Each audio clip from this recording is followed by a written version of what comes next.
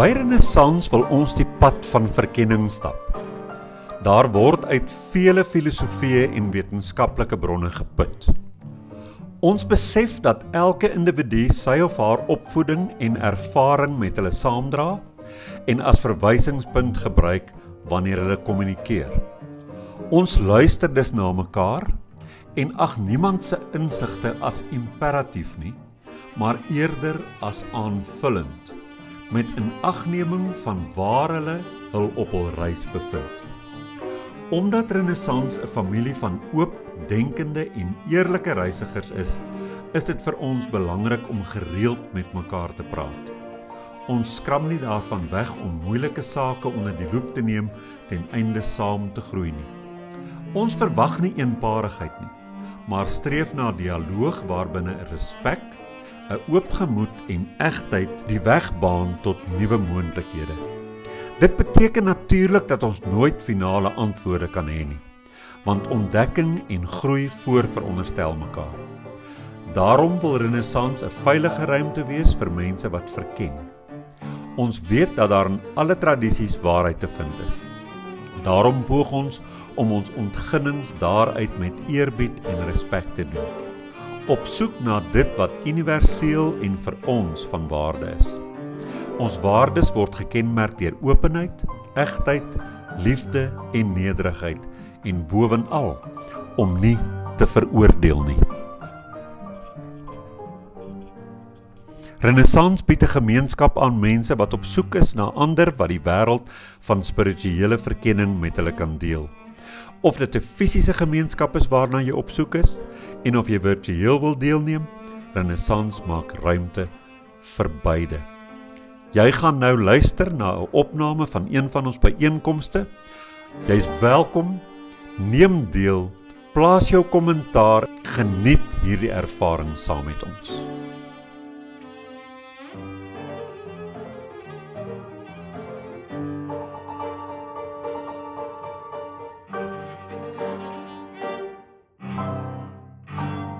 Goeiedag vriende, ons wil julle herinner om Renaissance in gedagte te hou met jou finansiële beplanning. As jy Renaissance 'n vaste item op jou begroting kan maak, kan dit ons help om 'n konstante inkomste te genereer, waarmee ons baie beter kan beplan en vooruitdink. Jou bydrae word opreg waardeer.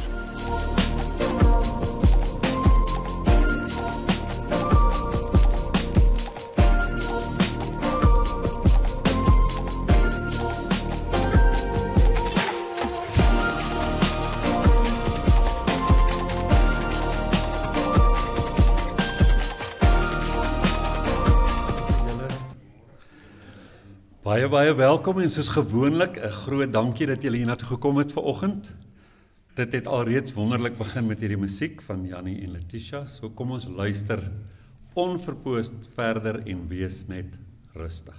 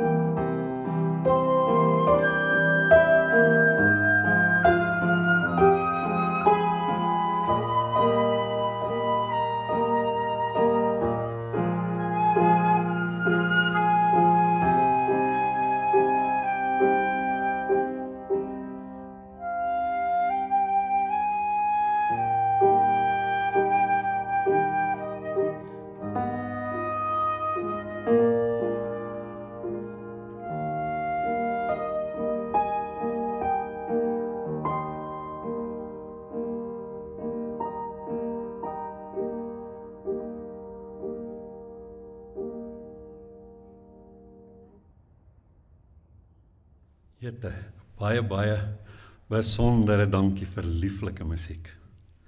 Dit was nou stilte. Wonderlik. Van gebed tot Vader God na stilte. Half geloof en die moed tot misterie. Ek was eendag by 'n kontemplatiewe kerkdiens so op 'n donderdagmiddag, waar die pastoor gesê het, kom ons raak almal vir 'n oomblik stil. Fokus net op jou asemhaling en op die teenwoordigheid van God. Ek kyk toe rond en ek sien mense sit met hulle hande op hulle skote, hulle asem in en hulle asem uit. En toe sing hulle 'n paar reëls by herhaling gerig aan Jesus. Toe het ek gedink, dit is mooi, maar ook vreemd.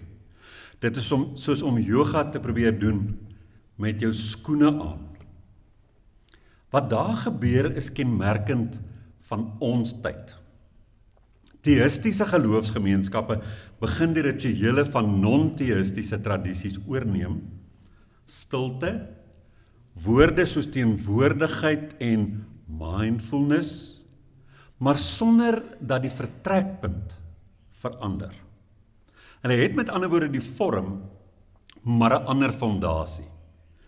Iemand vertel my dat sy altyd hierdie beeld in haar gedagtes koester tydens bewuste asemhalingswerk. Sy sê, ek sien hoe ek die Boeddha se asem intrek en dit uitblaas as 'n gebed tot die Here. Daar is 'n verskil tussen theïstiese en non-theïstiese stilte.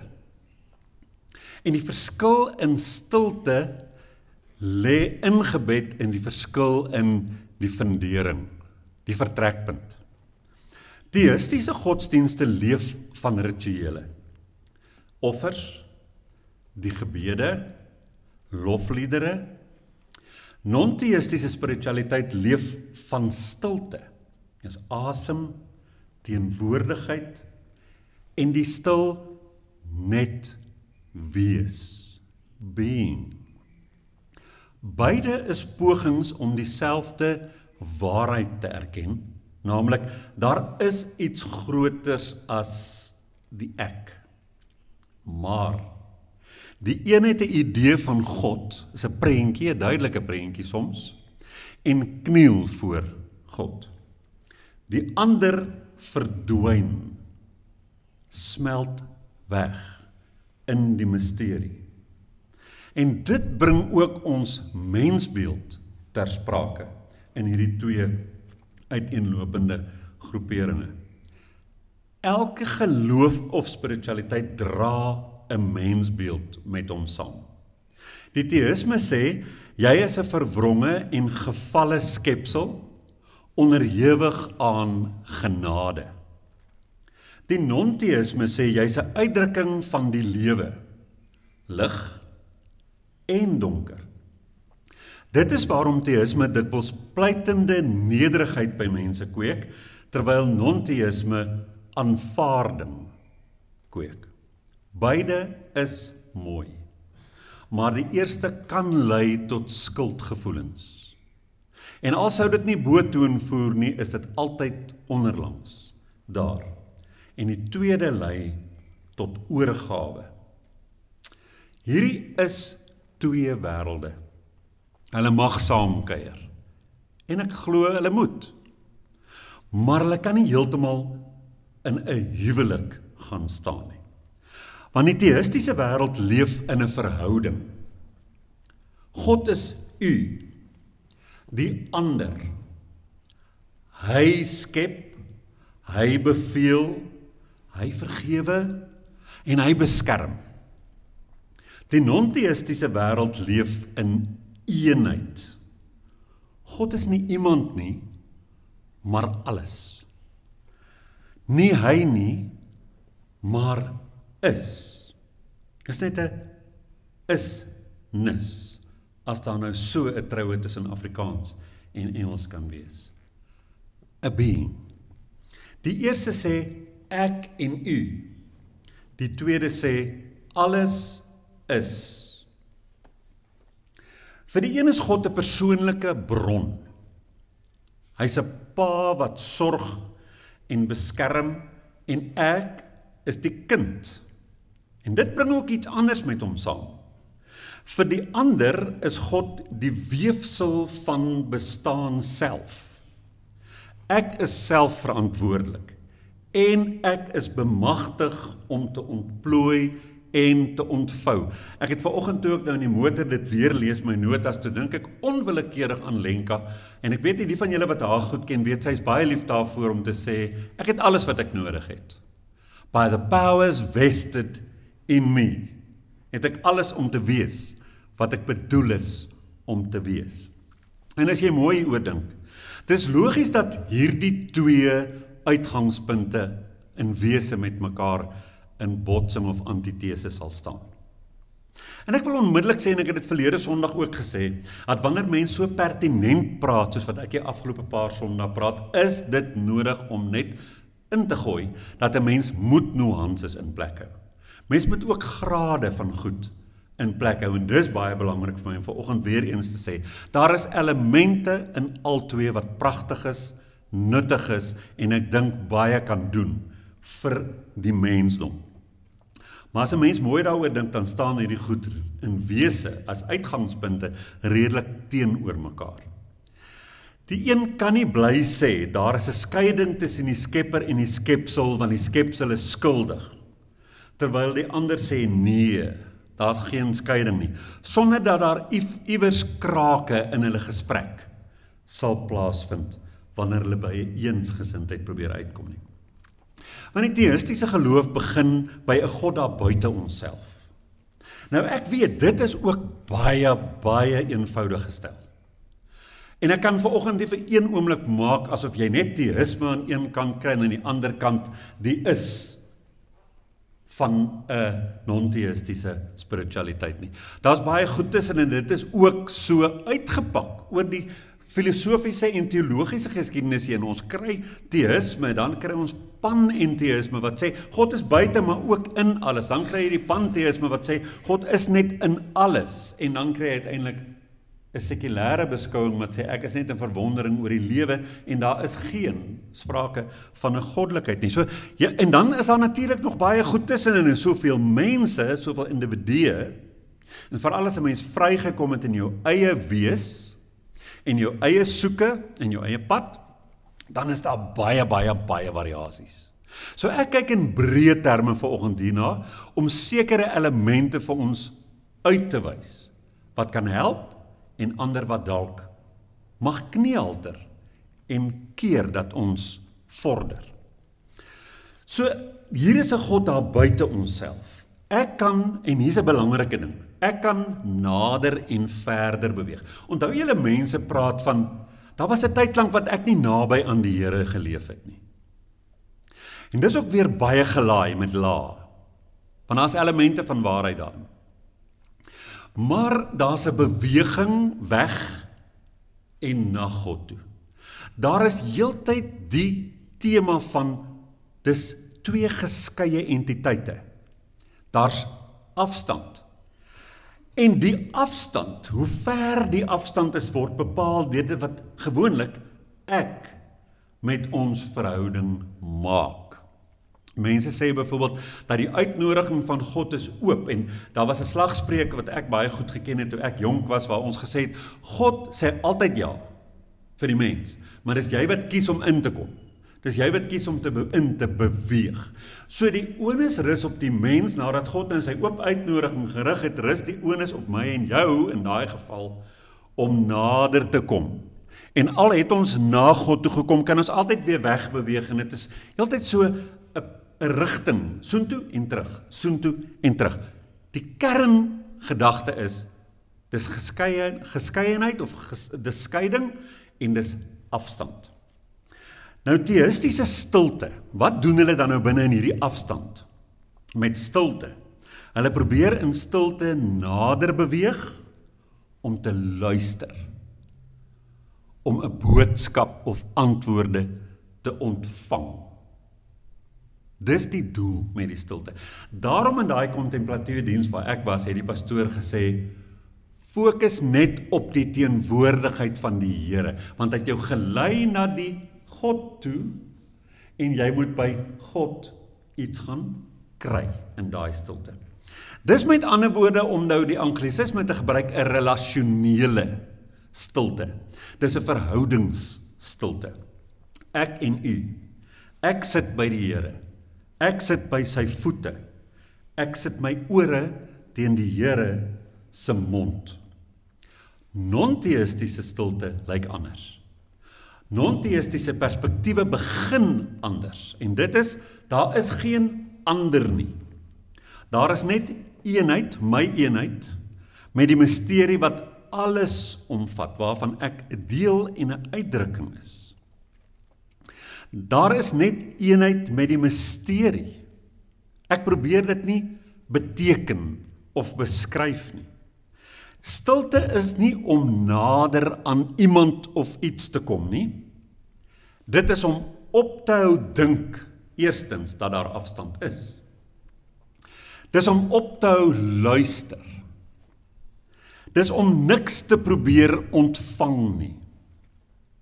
Dis trouwens om jou van die idee van 'n sondeval, wat die mensdom geskei het van God, te bekeer, daarvan weg te draai en te sê, daar was geen sondeval nie.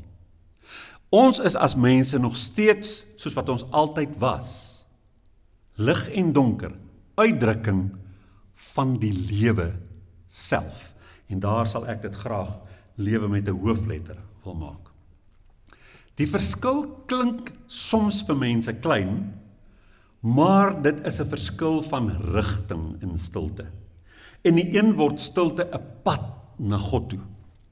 En die ander, en hier is 'n belangrike stelling, verdwyn die pad, daar's nie 'n gestap iewers heen nie, want daar's nie afstand nie, en die stapper.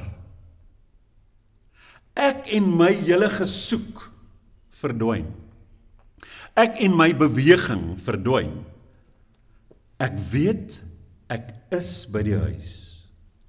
Ek maak myself tuis. En ek is teenwoordig. Alan Watts het gesê, to the mind that tries to grasp it, the mystery of life is like holding water in a clenched fist. It slips through the fingers, the tighter we hold. Hoe meer jy dit druk, hoe meer pers die water tussen jou vingers uit. Wanneer geloof, met ander woorde, die stilte probeer besit, met hierdie elemente, iets wat ek hoor, so dit word myne. Iets wat vir my gesê word. Antwoorde wat ek kry. Is dit nie meer stilte nie. Dis weer 'n vorm van 'n soeke na sekerheid. Ek stap daar weg met gedagtes, met planne. Stilte is 'n belewenis van stilte. Alles word stil. My geloof word stil. My verwysingsraamwerk word stil. En my ankergedagtes insgelyks. Dit word stil. Hier's 'n verdere uitpak van die verskil tussen teïsme en 'n non-teïstiese vertrekpunt. Is dit gesag of is dit ervaring? Die filosofie het hierdie vraag baie lank gelede begin vra. Kry ons moraliteit en ons wette van buite, van bo, of dit ontspring dit binne in die mens self? Nou elke teïstiese godsdienst begin so, dit begin by openbaring. 'n God het sy gesig gewys, hy het 'n prentjie vir die mens gegee van hom of haar. Iemand het gehoor, gewoonlik een of ander belangrike profeet, iemand het gesien, dalk 'n ervaring met hierdie God gehad, en iemand het dit opgeteken.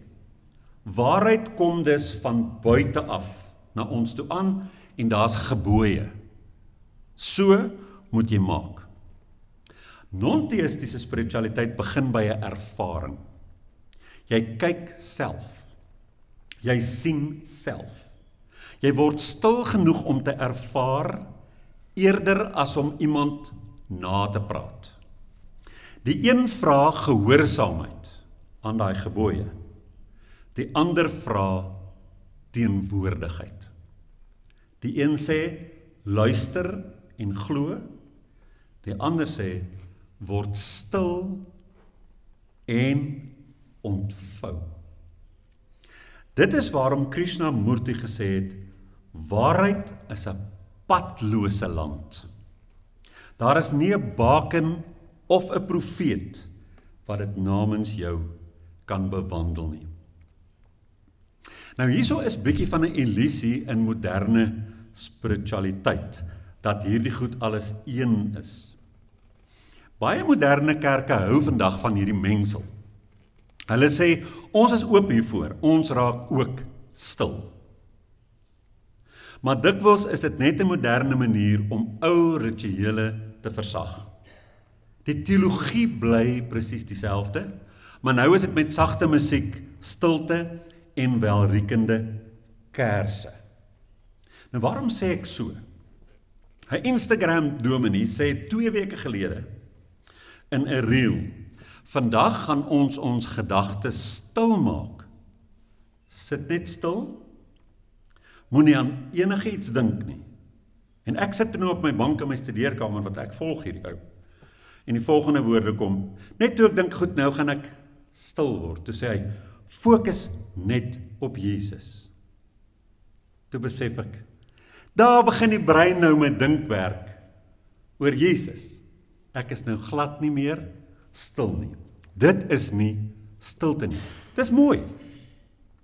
Dis nuttig. Maar dis nie stilte nie. Dit lyk stil, want die monde is stil. Maar in daai staat is ons bloot kontemplatief. En hierdie verwarring moet ook nie gebeur nie, dat ons dink stilte en kontemplasie is dieselfde ding. Kontemplasie is iets totaal anders. Ek het in hierdie week gekyk wat sê die Oxford Dictionary van contemplation, en ek vertaal dit in Afrikaans. Dit is om lank en ernstig oor iets te dink. In kontemplasie dink ons, soos wat hy gesê het, dink oor Jesus, fokus op Jesus. Ons dink oor 'n aspek van die geestelike lewe, sonder dat ons vertrekpunt skuif. Ons stilte in daai geval volg dikwels op 'n teks, of dreensang, wat oor 'n God, of nog tot 'n God daar buite gerig is. Selfs wanneer gelowiges glo dat God deur Jesus in hulle woon. En dit is waar die nuance inkom, maar dit is nie regtig as mense glad nie 'n eenheid sien tussen hulle en God nie. Maar selfs wanneer hulle glo dat God deur Jesus in hulle woon, dit is 'n immanente God. En ons weet, dis waaroor die hele ding van Immanuel gaan. En Jesus is Immanuel, God met ons, maar baie meer is dit. Dit is nou die God wat transcendent is, wat immanent geword, wat hier binne kom woon. Selfs sou jy daar wees. En ek dink, baie van ons was daar, en baie van ons mag dalk steeds daar wees. Reik hulle nog uit na God, asof hy daar buite is. En asof hulle opnuut moet naderkom, en hy opnuut by hulle lewens betrokke gemaak moet word. Daar's heeltyd daai afstand as 'n ondertoon. Die ondertoon van God buite my verdwyn nooit heeltemal nie. Thomas Merton het gesê, the Christian of the future will either be a mystic or one who has experienced something, or he will cease to be anything at all. Ervaring vra eerlikheid, en eerlikheid skep 'n ervaring. Julle weet daai storie wat hulle vertel van hoe jy uit flou uitgaan. Nou Janie, hulle sal daarmee baie bekend wees, en mense wat skilde soos Hanna en so, baie bekend wees, skrywers ook. Dat as jy in die vloei is, dan is jy nie bewus van jouself en hoe goed jy vaar nie. Jy vra dan nooit die vraag, hoe vaar ek nie? Ek het dit hoeveel keer op 'n verhoog ervaar in my lewe. Die dag as ek gespanne is van wie iemand in die gehoor, vir wie se kritiek ek dalk bang is, dan is ek heeltyd bewus van hoe ek praat en wat ek sê.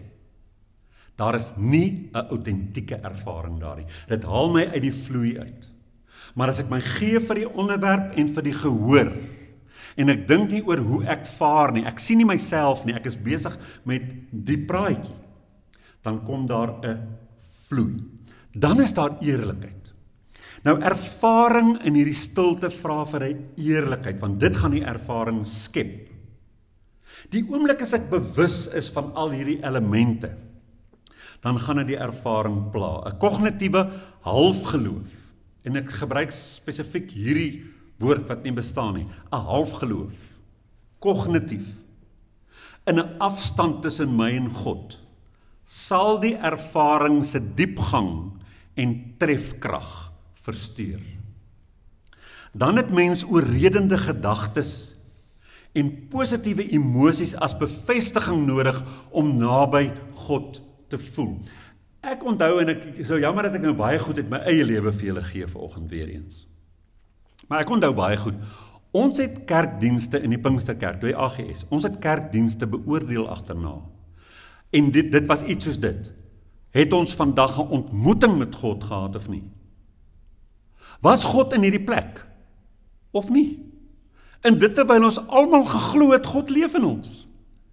Maar ons kan nie loskom van dit wat teïsme en dit wat die sondeval storie in die tuin van Eden in my en jou koppe geplant het nie. En dis hoekom ek wil praat hieroor vanoggend. Dit skep afstand. Al oorbrug ons dit met allerlei na-teologie en veranderings in ons teologie. Jy kry daai halfgeloof in afstand en dit versteur dit. Want nou moet jy die heeltyd voel jy's geliefd.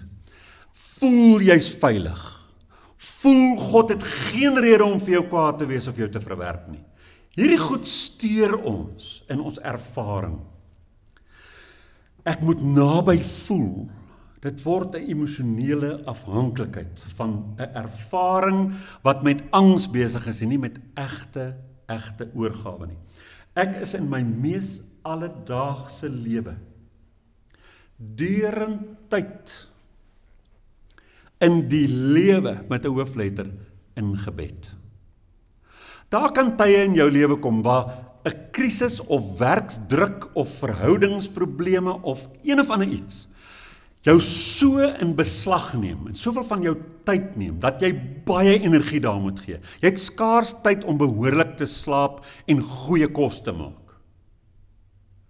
En in daai krisis waar jy weggesleep word in 'n enkelvoudige fokus na iets toe waarin jy nou vir 2-3 weke jou alles moet gee, is jy nie ongeestelik nie. Jy's nie ver van 'n God af nie. Jy is in die lewe. En daai lewe is alles. Daai lewe is storm, daai lewe is stilte. Daai lewe is krisis, daai lewe is vreugde.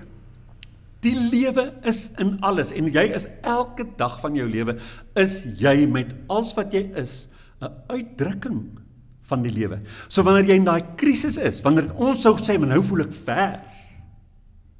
Nou voel ek angstig. Nou is ek so besig, dat ander mense na my kyk en sê, maar jy's ongeestelik. Jy's op daai oomblik ook 'n uitdrukking van 'n faset van die lewe self. Ons almal weet, 'n mens moet net pas op. As daar nie balans is nie, is jy ook nie meer 'n uitdrukking van die lewe nie, want die belewe het die ebb en flow. Selfs in tye dat jy nie tyd kry vir stil word nie, is jy nie verwyderd nie. Staan jy nie apart nie. Loop jy nie gevaar om weggegooi te word nie. En daar kom hy storieetjie wat ons mens ook ons mee geïndoktrineer is van, jy moet net pas op dat jy nie lou is nie, hoor. Dan word jy uitgespoeg. En dan sien ons hierdie prentjie van, ek is nou nie warm genoeg nie. Ek is nou baie lou. Laat ek maar eerder koud wees. Jy is nooit verwyderd nie. My vraag vanoggend kom nou so tuis, is ek werklik tuis in die stilte van alles?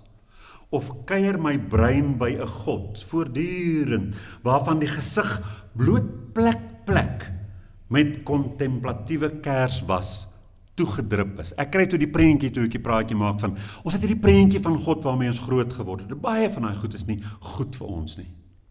Want dit ontspring uit die sondeval storie. Dis 'n leuen. Maar nou kom ons en ons het bietjie ander goedjies geleer wat dit sagter maak, en dis kers was wat gedrup het in ons stilte op hierdie gesig. So miskien is die een kwaai oog toe en so aan. Die prentjie is so half en half toegemaak, maar hy's nog daar. Ek behou dus dit waarvan ek hou in my ou prentjie van God, en dan doen ek plastiese snykunde op dit waarvan ek nie hou nie. Daai dele wat my bang gemaak het sedert my kinderdae. But, dan gaan dit nou in Engels sê vir die effek, I'm still in the school of Moses. Die kliptafels lyk net anders, die wette is effens sagter, want hy's lief vir my. Selfs die gevoel, en hier is die ding van stilte, as dit eg is. Ek wil nie sê eg in die sin van oneerlik nie, maar as dit daai werklike stil ervaring is. Die gevoel van liefde los ook op in 'n egte ervaring van eenheid. Maak dit vir julle sin as ek dit sê. Dis nie eens meer 'n kriterium van voel ek lief gehê nie. Selfs dit verdwyn. Ek is net tuis. Ek hoef nie te vra, is jy lief vir my nie. Theïsme werk met daai transcendente God, is daai bo God, daai wese wat buite die skepping bestaan en dan die skepping onderhou. En ek en jy moet skouer aan die wiel sit om ons verhouding met daai skepper te onderhou. Soos met ons lewensmaat, dis harde werk. Ons hoor dit altyd, 'n huwelik is harde werk. En mense sê dit ook, jou verhouding met God is harde werk. Daai is vir my 'n skadelike beeld, en ek weet baie van ons, meeste van ons gaan nie daar wees nie, maar ek sê dit ter wille van volledigheid, en miskien tref dit net iemand. Dis 'n skadelike beeld, want jy is nie apart van die lewe nie. Jy hoef nie hard daaraan te werk om deel van die lewe self te wees nie. Daarom kom non-theïsme. Non-theïsme kom daarin teen, en hy sien die heilige as immanent. Dis hier binne. Dis nie iemand nie, en ek is onheilig nie. Ek is deel van die heiligheid. Einstein het dit ook gesê. Alles is heilig, of niks is heilig nie. Die theïstiese mens leef in 'n verhouding. Ek en u. En daai verhouding is bewerkstellig nadat die skade wat die sondeval aan my en jou heiligheid sou gedoen het, herstel is. Nou is ons weer toegelaat. Maar ons moet onthou, ons word ook in daai skema net toegelaat deur die bloed van Jesus. En deur in Jesus te wees, want eintlik is Jesus die enigste aanvaarbare. En ek en jy is nie. En as jy nou mooi hoor, die oomblik as jy praat van heilige goed en jy kan jouself nie insluit by die heiligheid nie, dan wil ek vanoggend, en ek sê dit met nederigheid, en ek sê dit maar net soos wat omdat ek nie ander woorde het nie, dan verstaan ek nog nie waaroor gaan heiligheid nie. Alles is heilig. Lig en donker. Maar die leuen wat vir ons vertel het, dat die skadukant, die donker kante in ons, dat dit nie 'n refleksie is van die lewe self nie, maar dat dit die gevolg is van ongehoorsaamheid in 'n tuin. Dat dit 'n val is in ons natuur, dat ons stikkend gebreek is, dat ons onheilig geword het, dat ons sondig geword het. Dit het vreeslike skade aan ons gedoen. En die ironie was, dit was nie eens aanvanklik so verstaan nie. Augustinus het hierdie storie gedoen met die storie van die sondeval. En vir my en jou gesê, daar word ek gebore, 'n onskuldige babatjie gee my eerste skree, sondig soos die hel. Dis vreeslike skade wat ons aangedoen is. En ek wonder of 'n mens aldag van die ondertoon daarvan ontslae is. Want ons het baie keer daai gevoel van, is ek aanvaarbaar? Is ek geestelik? Kan mens my heilig noem? Kan ek ooit 'n refleksie wees van die goddelike? Hier's dan soveel skade wees in my. En dan kom die non-theïstiese mense, en as jy kan deurbreek daar, dan leef jy nie in 'n verhouding nie. Jy leef nie in 'n verhouding nie. Jy leef in 'n identiteit, en hierdie is 'n belangrike sprong om te verstaan. Ek spring van 'n konsep van ek staan in 'n goeie verhouding met God. Spring ek na 'n plek waar ek sê ek leef in my identiteit as deel van die lewe self. En jy kan dit God noem. Jy kan dit ook net noem die lewe. Want sekulêre mense, pragtige mense, so Sakkie Spanneberg, hulle beleef dit ook sonder om enigsins aan 'n God te dink. Jy's deel van die lewe. Ek is hier. Dis my identiteit. En as jy in 'n identiteit leef, dan is jy op jou sterkste begronding. Dan het jy jou sterkste fondasie. Want nou het jy niks gedoen om iemand te behaag nie. Jy is net. Jy word stil. Daar's 'n diep gang in jou, waar dit so stil word tot in jou diepste wese, dat jy die anker voel, waarmee jy in alles geanker is. Ek is deel van alles. Ek is so gebore. Ons het altyd as kinders gesê, ek is nie so gebore nie, ek is so geslaan. Nou, ons is nie so sondig gebore as wat ons dink nie, ons is so geslaan met 'n valse interpretasie van hoe die mens ontstaan het, en waarom die mens ook skadu-kolle het. So jy kry hier twee groeperinge wat albei die woord God sal gebruik, maar wat totaal van verskillende wêrelde praat. 'n Halfgeloof in antieke konstrukte bring ons dus by 'n uiters ongemaklike posisie. En julle hoor nou heeltyd ek gooi hierdie woord halfgeloof, want ek wil eintlik hê ons moet onsself daarmee konfronteer en vra, hoeveel van hierdie goed sit nog dalk in my vas? Halfgeloof gebeur wanneer iemand nie meer seker is van sy kinderdaagse godsbeeld nie, maar ook nie daarsonder durf leef nie. Dis soos om te sê, ek glo in die dualisme van Israel, met ander woorde, sonde en geregtigheid.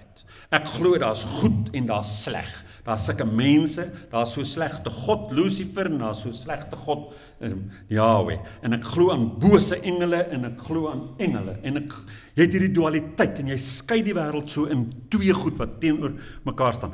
Jy sê ek glo in die dualisme van Israel, maar ek hou ook van die boeddhistiese lering van non-dualiteit en geen oordeel nie. Ek ken baie mense wat in daai plek hang tussen daai twee. En dis nie uitgesorteer nie. Gelukkig besef hulle dan nie, meeste van die tyd, dat hulle daai innerlike konflik dra nie, dit kom nou en dan op. Maar hulle weet dit nie, want 'n windgong hang kalmerend op die voorstoep. En dis hoe moderne spiritualiteit ons partykeer in 'n tussentoestand kan laat hang. Die vraag is daar nou so iets soos lig versus duisternis? Sonde versus gehoorsaamheid? Goeie mense versus bose mense? Of is lig en donker twee kante van dieselfde muntstuk in elke mens? Dis nie onverstaanbaar dat mense so sukkel nie. Dis glad nie onverstaanbaar nie, dis menslik. Maar is baie onbeslis. En dis ook okay, ek dink as mens gaan parkeer by 'n plek en dis nou mooi omlyn, dan het jy ook weer 'n probleem en dis nie waaroor stilte gaan nie. Dis nie waaroor identiteit gaan nie. Dit gaan nie oor 'n kognitiewe konstruk nie, maar dit gaan wel daaroor dat as die kognitiewe konstruk wat ek het, as hy 'n halfgebakte storie is, dan kan hy daai stilte keer, daai identiteit versteur. Dit laat meer ruimte vir antitese as vir gesonde paradokse. En slegs enkele plante groei in halfskaduwee. Ons het altyd ons koppe geskit. Ek weet nie of julle ook saam met my dit gedoen het nie. Wanneer inheemse mense Jesus aanneem, maar dan bly hulle in voorvadergeeste glo. Het julle ook al daaroor gewonder? Ek het toe ook jonk was, kon ek dit nooit verstaan nie. Nou ons gesukkel om van die teïstiese God en dualisme afstand te doen, is niks anders nie. Ons leef baie keer ook in 'n tussenplek as gevolg van waar ons groot gemaak is. Ons sê graag, ek glo in Israel se God. Ek glo net nie hy is so streng soos wat die Bybel sê nie. Ek glo nie hy is so veroordelend nie. En daar's beslis nie 'n hel nie. Maar sien nie waar dit begin. Ek glo in die God van Israel. Wat dit dikwels beteken is, ek wil nie verkeerd wees nie, so ek speel dit veilig. Ek wil nie 'n streng God hê nie, daarom plak ek 'n glimlag op sy gesig en ek gooi water oor die vlamme van die hel. Maar die ding is, en dis die waarheid, die Bybelse God is deur die Bybelskrywers geteken. En hy is wie hy is. As ek hom verander, beteken dit nie hy is nou anders nie. Hy is die produk van 'n wêreldbeeld wat nie vandag meer standhou nie. Jy kan nie die lekker dele van daai God by Israel gaan haal en uit sy persoonlikheid uitkies en hom daarmee herbou nie. Die God van Israel is net dit Die God wat Israel gebou het. Maar ons is so bang vir onsekerheid dat ons 'n bietjie van alles probeer glo. Net genoeg om nie sonder 'n anker te voel nie, maar nooit genoeg om die see in te vaar op ons eie tog nie. Volwasse spiritualiteit vra dat ek die ankers lig en sien waarheen die stroom van stil word my dra. As 'n pragtige Joodse verhaal, 'n rabbi word gevra, waar vind ek God? Hy antwoord, waar jy hom toelaat om nie deur jou verstaan te word nie. Ons verstand wil verstaan, verklaar, definieer, maar die innerlike pad vra iets anders. Teenwoordigheid sonder 'n beskrywing, stilte sonder kontemplasie. Ek dink nie aan iets nie. Want ek sê dit weer, kontemplasie beteken om lang en ernstig na iets buite jouself te kyk en daaroor te dink. En dit neem jou weg van 'n innerlike ervaring na 'n gedagte toe. Stilte is stilte. Meister Eckhart, die middeleeuse mystikus sê, God is not found in the soul as something distinct from it. He is the ground of the soul. Wanneer jy dit begin voel, verander alles. Jy hou op om tot 'n God te bid en jy begin leef uit wat ander mense dan nou of jouself God noem. Daar's nie afstand nie. Net so min as wat daar afstand is tussen my ligte en my donker kante. Dis alles een in my. Leef ek dan uit die misterie. 2 zen monnike stap en hulle sien 'n vrou wat nie oor 'n rivier kan kom nie. Die een dra haar oor. Hy sit daar neer en hulle stap aan. 'n uur later sê die ander een, jy weet ons mag nie vroue aanraak nie. Die eerste een sê, ek het haar lank al by die rivier gelos, dit lyk my jy dra haar nog. Steeds. So dra baie mense hulle godsbeelde, jare nadat hulle die rivier van antieke godsbeelde oorgesteek het. Hulle hou vas vir ingeval. Dis om 'n leë kruik te dra, omdat jy onthou hoe goed die water daarin was. Dis 'n emosionele kwessie en 'n sielkundige kwessie. Dis vasklou. Dis nie 'n autentieke belewenis van vrye eenwording nie. Die sogenaamde sekerhede wat mense in daai plek het, en daai verstaan het, sal jou altyd laat twyfel, totdat jy vrede vind in 'n soort nie verstaan wat berusting bring. Iemand sê, ek is spiritueel, maar nie godsdienstig nie. Sy brand wierook vir haar voorouers, sy dra 'n kruis teen haar bors en sy het 'n Boeddha beeld op die kombuistafel met 'n laventelkersie in sy skoot. En sy sê dis alles vir lekker balans. Ons lag daaroor, maar dit wys iets van ons tyd. Ons leef in 'n kosmiese mengbord van simbole en dink ons kan betekenis skep deur alles net saam te roer. Toe ek by hierdie punt van my praatjie trek, toe dink ek, Philip, nou gaan jy by elke mens wat kan onthou in Renaissance lekker in die moeilikheid wees. Want jy het gesê, fusion. Onthou julle dit? Nou waar kom jy nou vandaan? Dit klink dan nou asof jy 'n saak teen fusion het.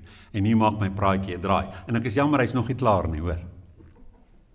Oor 2 weke as ek met vakansie, dan sal iemand anders hier praat en kort praat. Maar nou gaan julle nog 'n bietjie hard werk, ek is jammer. Hier is dit. Betekenis werk soos 'n goeie smoothie. Ek kan nie enige iets daarin gooi en verwag dat die smaak sal werk nie. Fusion is iets waarvan ek 'n voorstander is, guilty as charged. Maar fusion verg kennis van elke element en hoe dit by die geheel inpas. Jy kan net vir die kruis van Golgotha en Boeddha en Krishnamurti en jy kan nie al hierdie goed net saam gooi nie. Ek is lekker eklekties, jy kan dit nie net saam gooi nie. Daar moet 'n basis wees wat hierdie smoothie kan dra. 'n neutrale basis, 'n basis wat dit wat nie waar is nie, laat skif. Die basis van die God op 'n afstand is die storie van die tuin van Eden. Daardie onware storie oor waarom die mens lig en donker in hom dra, kan nie in ons smoothie wees nie. Geen element daarvan kan in ons smoothie wees nie. Ons weet vandag waar die mens vandaan kom en hoe die mens ontwikkel het. Baie elemente in alle antieke gelowe skif wanneer dit by ons tydse kennis gevoeg word. Daar's goed wat ons vandag weet. En daai goed wat ons weet is 'n basis waarby jy nie net enige ding kan gooi uit antieke jare nie, dit gaan skif. Dis bygelowigheid. Gode wat op versoeke van mense reageer. Magiese water en gebede wat klippe wegrol. Dit werk nie. Sê ek daarmee gebed werk nie? Nee, maar het werk nie soos ons dink nie. Ek praat oor 'n afstand met 'n God en hy besluit ja of nee en hy rol weg of hy los nie. Daai storie werk nie. Wat wel werk, is die wete dat stil word jou kalmeer, jou met sterkte vul, sodat jy om die klip kan stap, oor die klip kan klim of homself kan wegrol. Dat water ons wel, en ek praat van fisiese water, dat dit jou wel kan kalmeer. Jy kan dalk in Indië in 'n bad gaan klim, amper soos die bad van Bethesda, en dit op een of ander magiese manier gaan dit nou dinge doen vir jou. Nee, dis die water wat iets vir jou doen, en dit wat jy daar ervaar. Maar daar is niks magies daaromtrent nie. Die water wat jou kalmeer en iets in jou liggaam doen wat jou met energie laat wegstap, terwyl jy jou hare droog vryf. Wat is die alternatief? Wat bly oor as ek nie meer half glo nie? Beslis nie 'n koue nihilisme nie, 'n niks nie, maar 'n eerlike verwondering. Dis om te sê, ek weet nie wat die misterie is nie, maar ek leef daarin. Ek weet nie of daar 'n Godfiguur is of nie, of hoe hierdie Godfiguur lyk of nie, maar daar is asem, daar is liefde, daar is bewussyn, daar is deernis, daar is moed, sterkte en nuwe hoop, en bo alles, ek ken die stilte van ek is. Dit is daar. Hierdie heerlike, eerlike, nie weet nie, is volwassenheid. 'n kind sê, ek weet daar's 'n monster onder die bed, dan sê die volwassene, ek weet nie wat daar is nie, maar ek sal kyk. En in die skemerlig onder die bed sien die volwassene niks, en besef, dat 'n ruimte sonder monsters geen bygeloof nodig het nie. Wanneer stilte eerlik word, is dit wanneer dit niks probeer verdedig nie. Nie 'n leerstelling nie, nie 'n identiteit of 'n godsbeeld nie. 'n Stilte is op sy eerlikste wanneer dit oor die stilte self gaan en nie oor 'n antwoord op 'n vraag of oor my toekoms nie. Dis veral eerlik wanneer dit nie 'n geestelike toertjie is wat vir my iets goeds op materiële vlak probeer optower nie.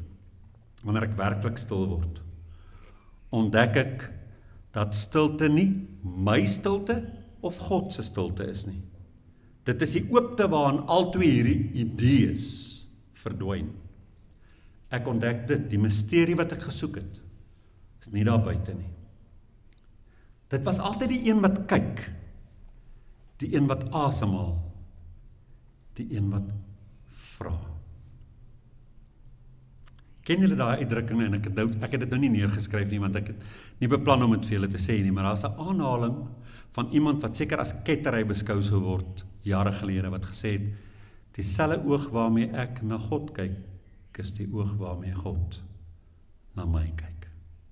Dis alles een. Geloof is nie 'n poging om by God uit te kom nie, maar om op te hou wegbeweeg van jouself. 'n Ou dominee het in sy aftrede begin mediteer en hy sê, ek het altyd met God gepraat. Nou sit ek net stil in 'n waterstroom waarin en waaruit ek leef. Wat sê God? Kom die vraag. Niks. Dis dalk die mooiste definisie van geloof. Nie antwoorde soek nie, maar vrede maak met jouself. En miskien, net miskien, en ek haal my Johan aan, is die grootste eer wat 'n mens die godheid of die misterie kan aandoen, is om nie namens of van te praat nie. Om nie te sê hy wil of hy is nie, maar eenvoudig, hier is ek. Want uiteindelik is daar net die asem, hierdie oomblik, hierdie blik. En in daardie blik is daar geen naam nie, net 'n teenwoordigheid. So raak 'n mens nie 'n ongelowige nie. Jy raak onverdeeld. Jy hou nie op om te glo nie, maar jy begin uit die asem leef. Of as jy 'n minder spesifieke woord verkies, ek het hom reeds baie maal gebruik vanoggend, jy leef as die misterie self. En dit, liewe Renaissance, is nie die afsterf van geloof nie, maar sy volwasse wording. Dit was my lang storie van môre. Dankie Jannie en Letitia.